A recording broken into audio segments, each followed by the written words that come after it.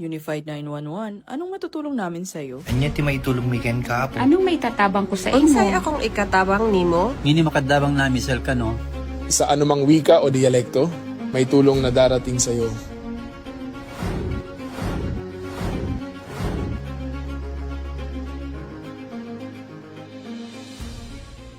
Lilingkod sa bawat Pilipino at magbibigay ng tamang impormasyon para sa tahimik at maayos na Pilipinas. Police News Network, alagad ng batas, tagapagtaguyod ng balitang pulis, sandigan ng mamamayan, patnubay ng katotohanan.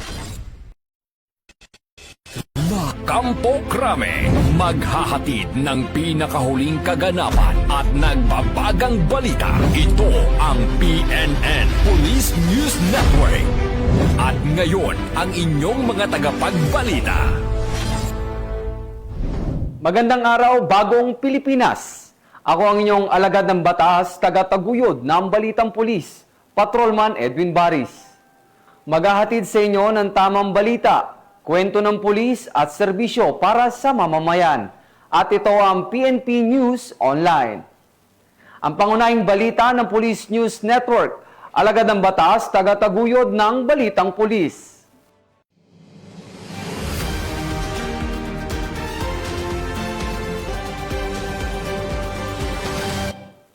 Narito ang mga balitang dapat nyong abangan. Mga pulis na sugatan habang tinututukan ang kilos protesta sa Mindiola. Trilyon peso march sa Central Visayas. Idinaos ng mapayapa at walang naitalang insidente. 4.2 million pesos na halaga ng fully grown marijuana plants binunot at sinunog sa Tinglayan, Kalinga.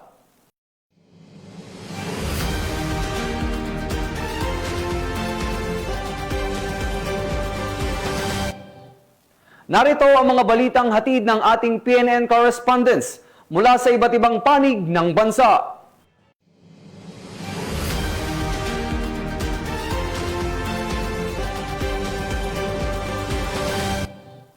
Simulan natin ang balita mula sa bahagi ng Luzon.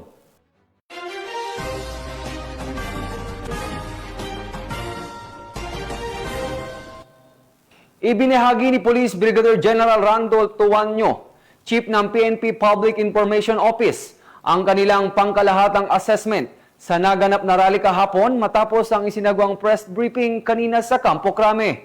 Binigyan din ni Police Brigadier General Tuanyo na bagamat may ilang insidente ng kaguluhan, partikular sa bahagi ng Ayala Bridge, CRB Mendiola at CM Recto, na naig pa rin ng disiplina at maximum tolerance ng kapulisan sa harap ng mga hamon. Pinuri rin niya ang sakripisyo at katapangan ng mga pulis na nasugatan habang ginagampanan ang kanilang tungkulin at hinikayat ang publiko na makita ang mas malaking larawan ng kapayapaan at kabayanihan sa kabuuan ng protesta. Narito ang bahagi ng pahayag ni Police Brigadier General Randolph Tuanyo hinggil sa naging takbo ng kilos protesta at sa kahalagahan ng pagkilala sa dedikasyon ng ating kapulisan.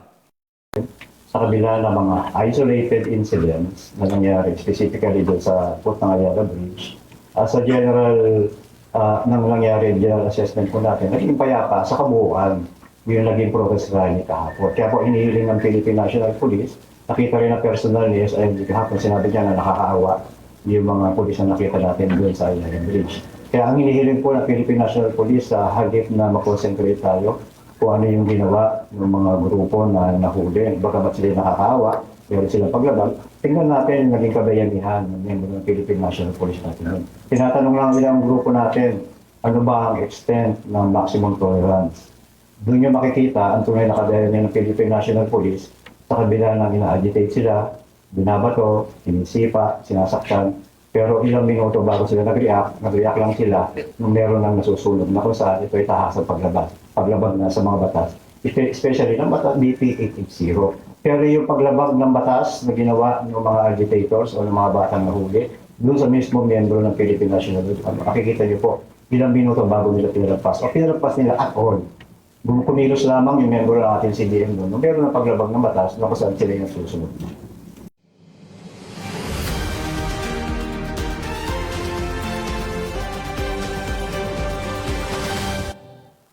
Maximum Tolerance at Payapang Anti-Corruption Rally naging matagumpay sa Lawag City.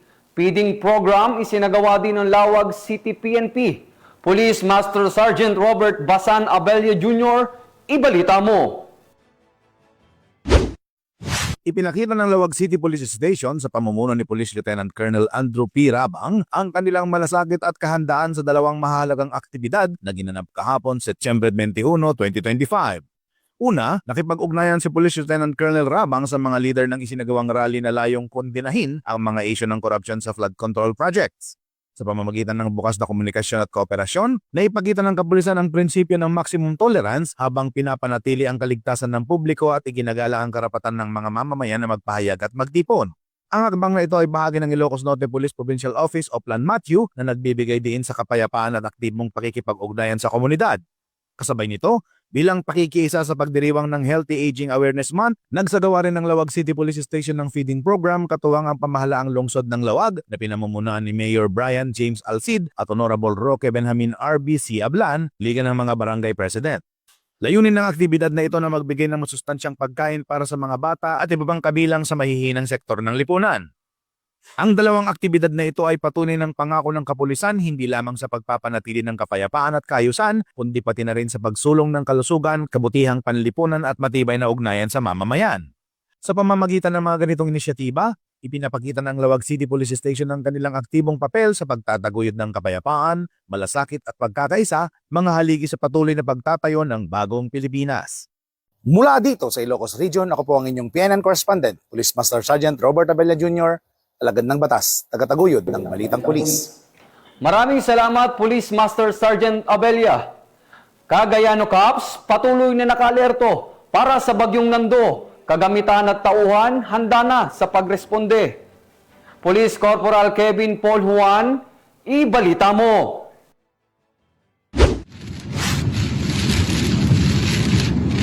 Bilang paghahanda sa banta ng bagyong Nando, naka-alerto at nakahanda ang mga tauhan ng Police Regional Office 2 sa ilalim ng pangangasiwa ni Police Brigadier General Roy B. Parena para sa disaster response operation sa posibleng maging epekto ng bagyong Nando sa lambak ng Cagayan ngayong ika-21 ng Setyembre taong kasalukuyan. Isinagawa ang pagsusuri ng mga kagamitan para sa search and rescue operations, kabilang ang mga rubber boats, life vests, helmet, megaphone at mga gamit para sa pagligtas tulad ng mga lubid, martilyo at iba pang pangimbak para sa mabilisang pagresponde sa komunidad na maapektuhan ng baha at iba pang peligro dulot ng bagyo.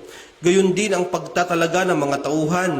Patuloy din ang pagsasagawa ng water level monitoring ang kapulisan sa mga mabababang lugar at Oplan Tambuli upang paalalahanan at abisuhan ang mga residente na manatili sa kanilang mga tahanan at lumikas patungo sa mga nakatalagang evacuation centers ng kanilang barangay kung kinakailangan. Ang Balikaps ay patuloy ding nakikipag-ugnayan sa mga lokal na pamahalaan at iba pang ahensya ng gobyerno upang masiguro ang kaligtasan ng mamamayan ngayong panahon ng kalamidad at hinihikayat din ang pakikisa at pakikipagtulungan ng komunidad upang maging mas ligtas at handa sa anumang sakuna.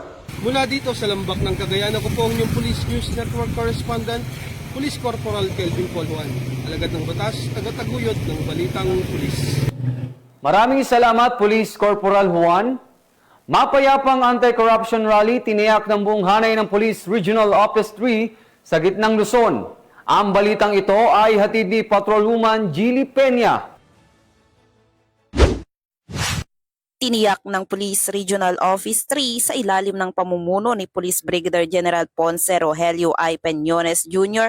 na ligtas at mapayapa ang sinagawang malawakang kilos protesta sa iba't ibang bahagi ng Central Luzon. Nagmarcha ang iba't ibang grupo at sektor mula sa iba't ibang probinsya ng rehiyon upang ipahayag ang kanilang mga panawagan laban sa katiwalian at korupsyon.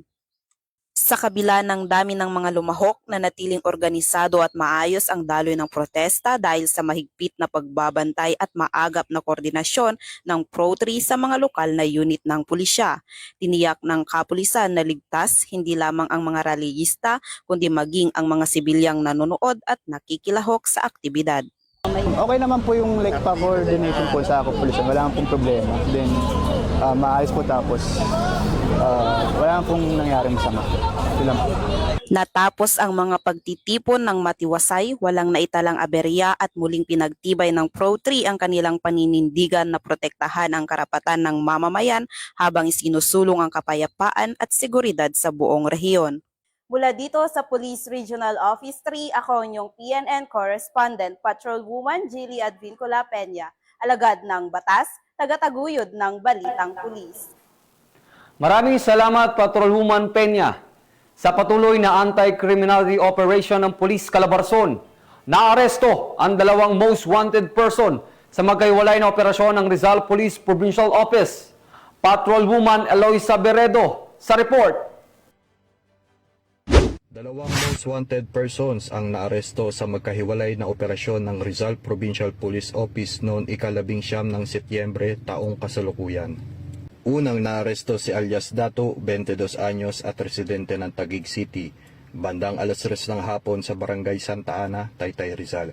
Siya ay naharap sa kasong murder na walang inirekomendang piyansa.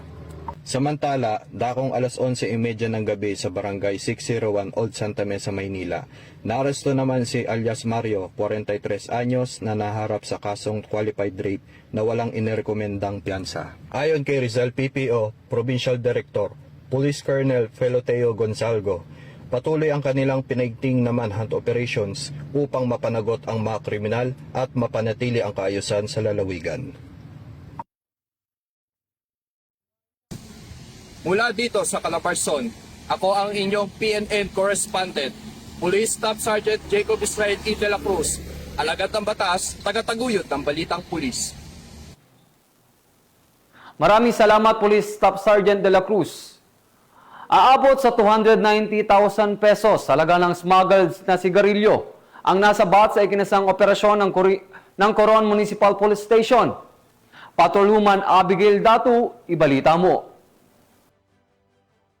Ng mga tauhan ng Coron Municipal Police Station ang nasa 290,000 pesos na halaga ng smuggled na sigarilyo sa isang operasyon sa isinagawa noong ika-18 ng Setyembre taong kasalukuyan sa Sitio Dungon, Barangay Marcila, Coron, Palawan. Sa naturang operasyon, 3 individual na pawang mga residente ng poblasyon Taytay ang mga naaresto. Kinilala ang mga suspect sa kanilang mga alias na si alias John, 41 years old, alias Jerry, 47 years old, at alias Randy, 36 years old. Ang mga ito ay nahuli habang sakay ng isang bangkang may pangalang JJ na pinagmulan ng mga kontrabando. Na-recover mula sa mga suspect ang 11 karton ng New Berlin, 2 karton ng Fort cigarettes, isang plastic bag na naglalaman ng 49 rims ng Fort cigarettes, at isa pang plastic bag na may 32 rims ng Fort cigarettes. Ang kabuuang halaga ng mga nasamsam na produkto ay tinatayang aabot sa mahigit na 1 kapat ng bilyong piso. Ayon sa pulisya, ang mga naarestong suspect at mga nakumpiskang kontrabando ay dinala sa kustodiyan ng Coron MPS para sa masusing investigasyon. Pinaniniwala ang bahagi ang operasyon ng pagpigil ng mga pagpasok ng mga ilegal na sigarilyo sa lalawigan ng Palawan na nagdudulot ng malaking pinsala sa kita ng pamahalaan. Sa kasalukuyan, inihahanda na ng mga otoridad ang kaukulang kaso laban sa 3 suspect sa paglabag sa Republic Act 10643 o Graphic Health Warning Law, at posibleng masampahan din sila ng karagdagang kaso kaugnay sa smuggling. Ang matagumpay na operasyong ito ay nagpapakita ng mas pinaigting na kampanya ng kapulisan laban sa smuggling at iba pang uri ng iligal na kalakalan upang mapanatili ang kaayusan at kapayapaan ng komunidad. Mula dito sa Calapan City, Oriental Mindoro, ako po ang inyong Police News Network Correspondent, Patrolwoman Abigail B. Datu, alagad ng batas, tagataguyod ng Balitang Pulis. Maraming salamat, Patrolwoman Datu. 4.2 million pesos na halaga ng fully grown marijuana plants, binunot at sinunog sa Tinglayan, Kalinga.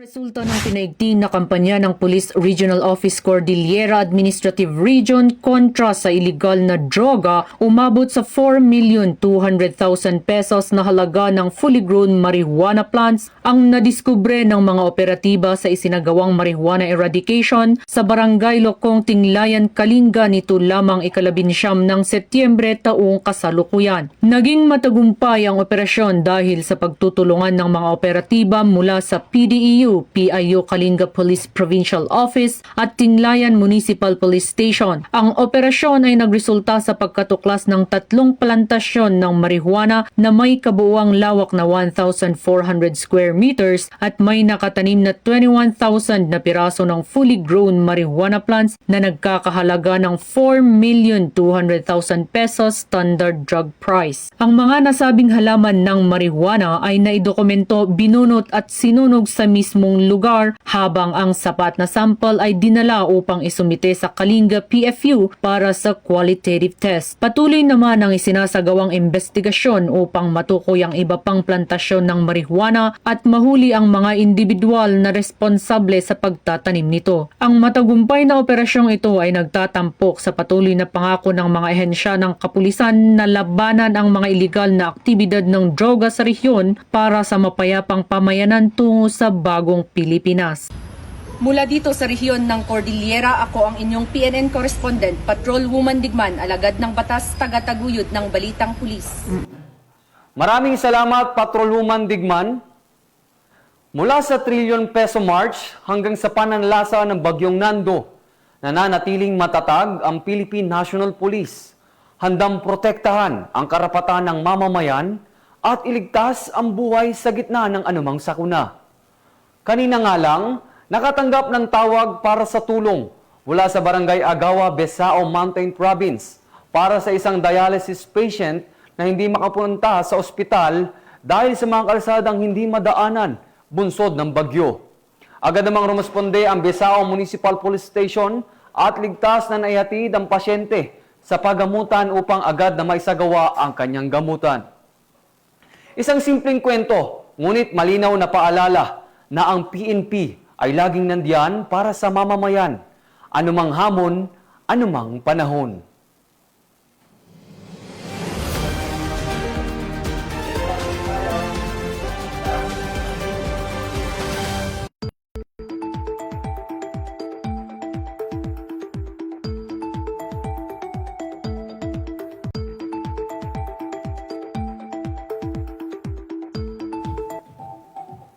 At para sa ating weather update, ayon sa Pag-asa, posibleng may life-threatening storm surge sa susunod na 24 oras.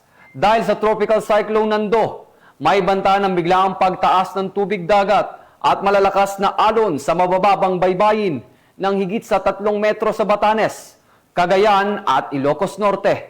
2 hanggang 3 metro sa Cagayan, Ilocos Norte at Ilocos Sur. At 1 hanggang 2 metro sa Cagayan at Ilocos Sur. Paalala naman sa ating mga kababayan, iwasan ng mga baybayin, ipagliban ng lahat ng gawaing pandagat at tutukan ng mga anunsyo ng DOST Pag-asa para sa susunod na update. Tungayan naman natin ang mga balita mula sa Visayas.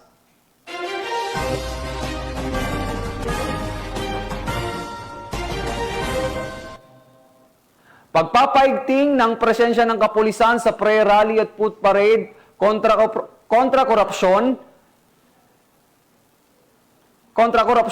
Patrolwoman Justin May Halores, magbabalita.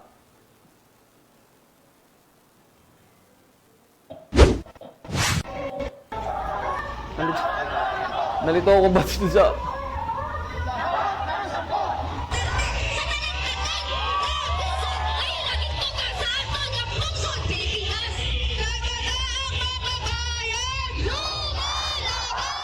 Libo-libong Ilonggo ang nakiisa sa isinagawang prayer rally at foot parade ng Ilonggo Krusada kontra Korupsyon nito lamang Linggo, 21 ng Setyembre taong kasalukuyan, dakong 3:00 ng hapon. Nagsimula ang pagtitipon sa harap ng Haro Cathedral Church at nagtapos sa Iloilo Provincial Capitol.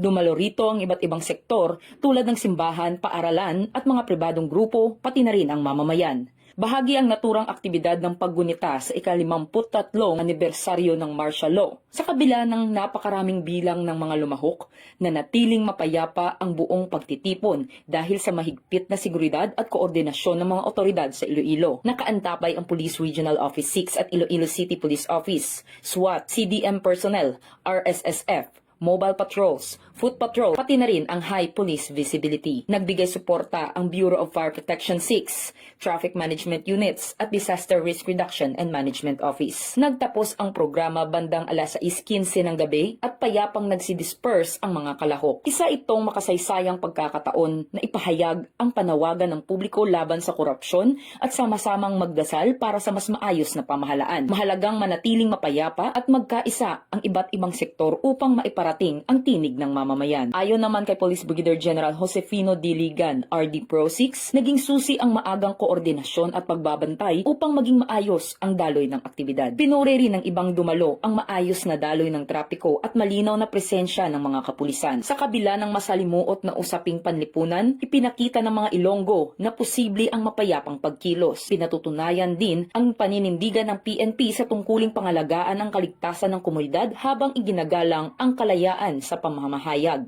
Mula rito sa Western Visayas, ako ang inyong PNN Correspondent Patrolwoman Justin May Halyores. Alagad ng batas, tagataguyod ng balitang pulis. Maraming salamat, Patrolwoman Halores. Trillion peso march sa Central Visayas, idinaos ng mapayapa at walang naitalang insidente. Ang balitang ito ay hatid ni Patrolwoman Annalyn Canoog. Ipinahayag ng Police 7 ang matagumpay na pagsasagawa ng mga kilos protesta sa buong rehiyon ng Central Visayas noong 21 na Setyembre sa taong kasalukuyan bilang panawagan laban sa korupsyon. Naitala ng Pro 7 ang lahat ng mga aktibidad ay naging mapayapa at walang naitalang anumang insidente o kaguluhan. Sa pangunguna ng Regional Director Police Brigadier General Rodrigo A. Maranan, maagang inilatag ang mga hakbang seguridad kabilang ang sapat na deployment ng mga pulis, mataas na presensya sa publiko, tuloy-tuloy na monitoring at standby units mula sa Civil Disturbance Management Teams at Reactionary Standby Support Force. Nagkaroon ng mga pagtitipon at marcha sa iba't ibang bahagi ng Cebu at Bohol, kung saan ang mga kalahok ay bitbit ang mga placard at bandila habang maayos na nakapag-ugnayan sa mga otoridad. Ayon sa Pro 7, ang maayos at mapayapang resulta ay bunga ng mahusay na koordinasyon at dedikasyon ng mga kapulisan sa kanilang mga tungkulin. Personal na binantayan ni Police Brigadier Maranan ang sitwasyon mula sa Pro 7 Command Center na may kakayahang maghatid ng real-time updates mula sa Tri-Cities at mga lalawigan ng rehiyon upang matiyak ang mabilis at tugon at tuloy-tuloy na operasyon sa seguridad ng publiko. Tiniyak ng Pro 7 ang kailang tuloy-tuloy na pagbibigay ng makabuluhang serbisyo, pagpapalakas ng ugnayan sa komunidad at pagbabantay sa karapatan ng bawat mamamayan sa buong rehiyon ng Central Visayas. Mula dito sa Central Visayas, ako ang iyong PNN Correspondent, Patrolwoman Annalyn N. Canoog, alagad ng batas, tagataguyod ng balitang pulis. Maraming salamat, Patrolwoman Canoog. Sa walang humpay na serbisyo publiko ng gobyerno, 2 miyembro ng Communist Terrorist Group nagbalik loob sa pamahalaan sa Barangay Urdaneta, Labisares, Northern Samar. Patrolwoman Camberley Flores, ibalita mo. Voluntaryong nagbalik loob sa pamahalaan ang 2 miyembro ng Communist Terrorist Group sa Barangay Urdaneta, Labisares, Northern Samar. Ang pagbabalik loob ay resulta ng matagumpay na panawagan at pakikipagnegosasyon ng mga tauhan ng 804th Maneuver Company Regional Mobile Force Battalion 8 kasama ang 32nd Special Action Company, 3rd Special Action Battalion, 153rd Special Action Company PNP SAF, EOD Canine, FSB Labisares Municipal Police Station, Provincial Intelligence Team Northern Samar, Regional Intelligence Unit 8, PNP Intelligence Group, Internal Security Operation Division, Northern Samar Provincial EOD and Canine Unit, Maritime Law Enforcement Team Northern Samar, Northern Samar Provincial Highway Patrol Team Regional Highway Patrol Unit 8, at 83rd Military Intelligence Company, 8 Military Intelligence Battalion, 8 Infantry Division, Philippine Army. Isinuko rin ng nasabing surrendery ang isang unit homemade shotgun at 4 na bala. Ang mga nasabing surrendery ay nasa kustodiya ng 804th Maneuver Company RMFB-8 para sa facilitation at assessment ng kanilang pagsasailalim sa programa ng ating gobyerno na Enhanced Comprehensive Local Integration Program o ECLIP. Patuloy ang panawagan ng pambansang pulisya sa iba pang mga miyembro ng CTGs na iwaksin ang maling ideolohiya at magbalik loob sa ating pamahalaan upang makasama ang pamilya, mamuhay ng payapa at patuloy na sumuporta sa mga programa ng ating gobyerno. Mula dito sa Eastern Visayas, ako ang inyong PNN Correspondent, Patrolwoman Flores, alagad ng batas, tagataguyod ng balitang pulis. Maraming salamat, Patrolwoman Flores. Narito naman ang mga balita mula sa bahagi ng Mindanao.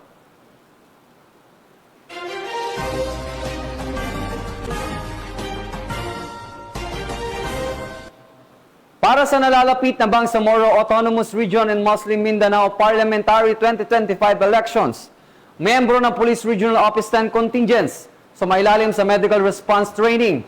Ang balitang ito ay hatid ni Patrolwoman Sara Bem Bato Malaki.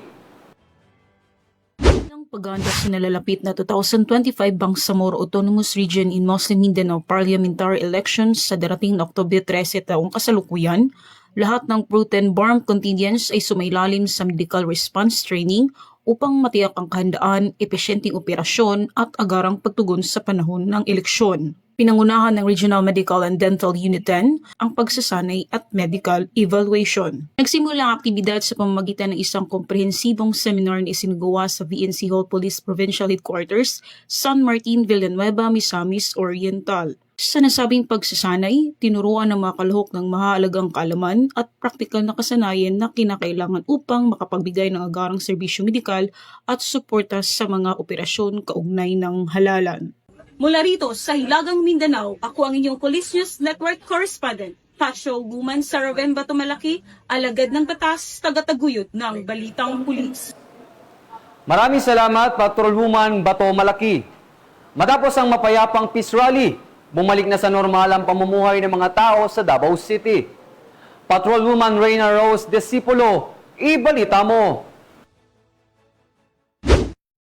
Balik na sa norbo ng pamumuhay at daloy ng trapiko sa lungsod ng Davao isang araw matapos ang sinagawang peace rally sa Freedom Park Setyembre 21. Matapos ang mapayapang pagtitipo ng mga mamamayan, aktivista at iba pang grupo mula sa sektor ng kabataan, simbahan at civil society agad namang naibalik ang kaayusan sa lungsod. Muli nang dumagsa ang mga tao sa paaralan, tanggapan at pamilihan habang bumalik na rin sa regular na takbo ang trapiko ng kalsada sa lungsod. Ang Freedom Park na siyang sentro ng kahapon ay bukas na muli sa publiko at malinis na rin matapos ang agarang clean-up operation ng mga kawani ng lungsod. Nagpahayag naman ng pasasalamat ang mga otoridad sa mga Davaoenyo sa kanilang disiplina at pakikiisa upang maging mapayapa ang sinagawang pagkilos. Binigyang diin ng lokal na pamahalaan ang kahalagahan ng malayang pagpapahayag ng saloobin. Kasabay ng panawagan para sa patuloy na pagrespeto sa batas at kapayapaan. Dito sa Police Regional Office 11, ako ang inyong PNN Correspondent, Patrolwoman Reyna Rose Disipulo, alagad ng batas, tagataguyod ng Balitang Pulis. Maraming salamat, Patrolwoman Disipulo. Tree planting activity isinagawa sa Alabel, Sarangani Province. Tinutukan niya ni Patrolwoman Emilu Pedroso. Isang makabuluhang aktibidad ng pagtatanim ng puno ang isinagawa sa inisyatibong pinangunahan ng Alabel Municipal Police Station sa pamumuno ni Police Lieutenant Colonel Benji O. Ancheta sa pagkikipagtulungan ng kawani ng Barangay Baluntay sa Purok 2, Barangay Baluntay, Alabel, Sarangani Province nitong ika-21 ng Setyembre taong kasalukuyan. Nakiisa sa aktibidad ang mga residente, estudyante, mga empleyado ng gobyerno at mga stakeholders.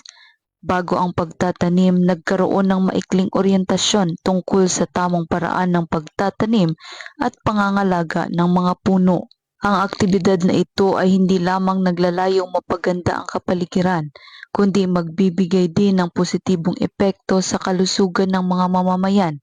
Ang mga puno ay naglilinis ng hangin, nagbibigay ng lilim, at nagpapababa ng temperatura. Bukod pa rito, nakakatulong ito sa pag-iwas sa baha at pagguho ng lupa. Layunin ng aktibidad na itaas ang kamalayan ng pangangalaga ng kalikasan at dagdagan ang bilang ng mga puno sa komunidad. Mula dito sa Police Regional Office 12, General Santos City, ako ang inyong Police News Correspondent, Patrolwoman Emilu Pedroso, alagad ng batas, tagataguyod ng Balitang Pulis. Maraming salamat, Patrolwoman Pedroso. Commissioner Rafael Vicente R. Calinisan, Vice Chairperson at Executive Officer ng National Police Commission, personal na bumisita sa Police Regional Office 13. Ang balita mula kay Patrolwoman K. Francisco.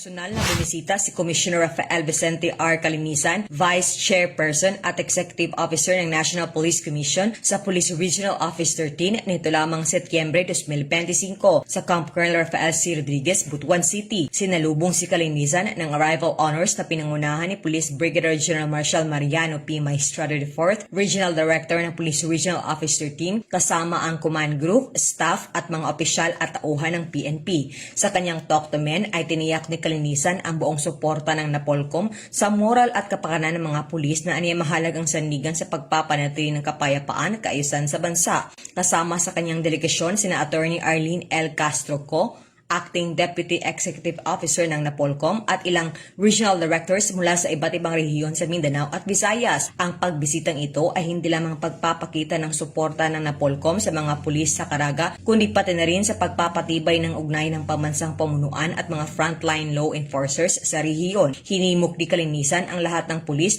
na ipagpatuloy ang tapat at taos-pusong paglilingkod sa taong bayan, dala ang pangakong hindi sila nag-iisa sa kanilang tungkulin.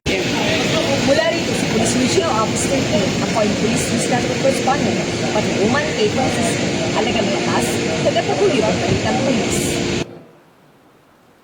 Maraming salamat, Patrolwoman Francisco.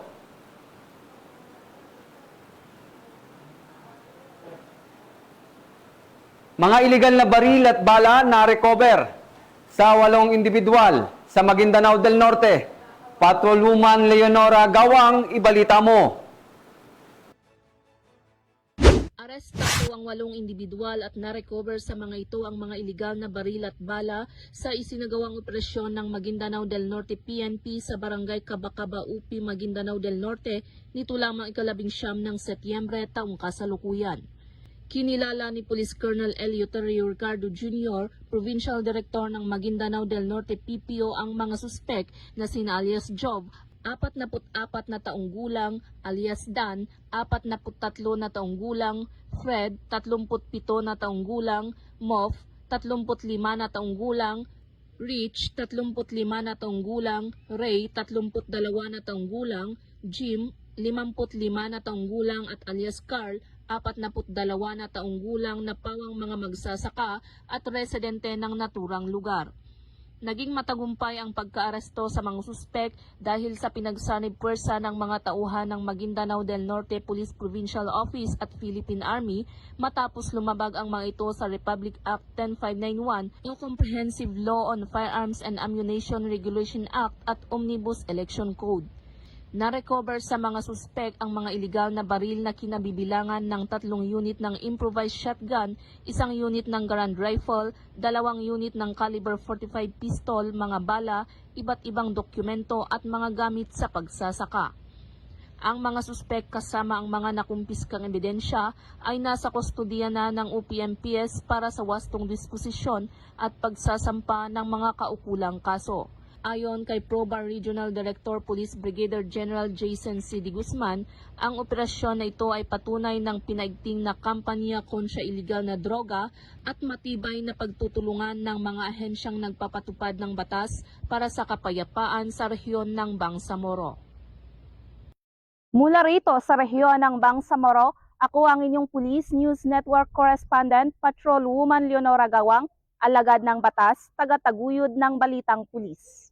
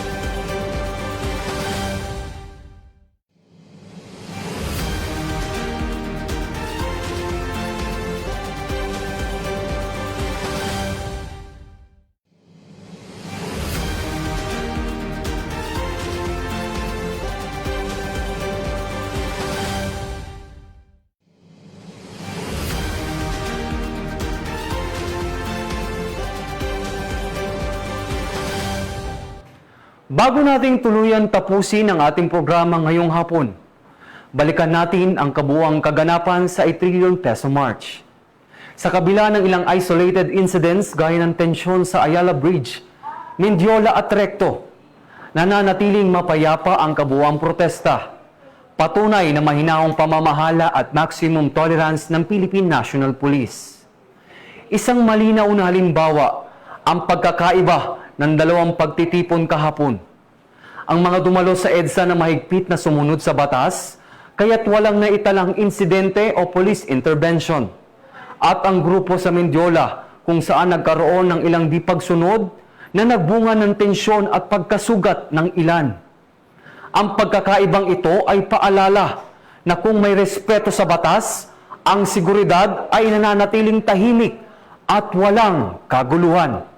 At sa kabila ng mga pagsubok, ang ating kapulisan ay nananatiling nakahanda at nakatuon sa kapayapaan, hinahayaan ng malayang pagpapahayag hanggat ito ay di nasa loob ng batas, ngunit handang kumilos kung may banta sa kaligtasan.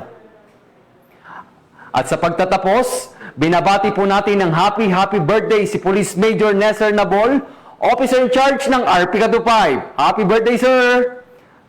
Ako po si Patrolman Edwin Baris, nagpapaalala, ang karapatan ay iginagalang, ang kapayapaan ay pinangangalagaan. Bawat kilos at bawat akbang ng bayan, magandang hapon, Pilipinas!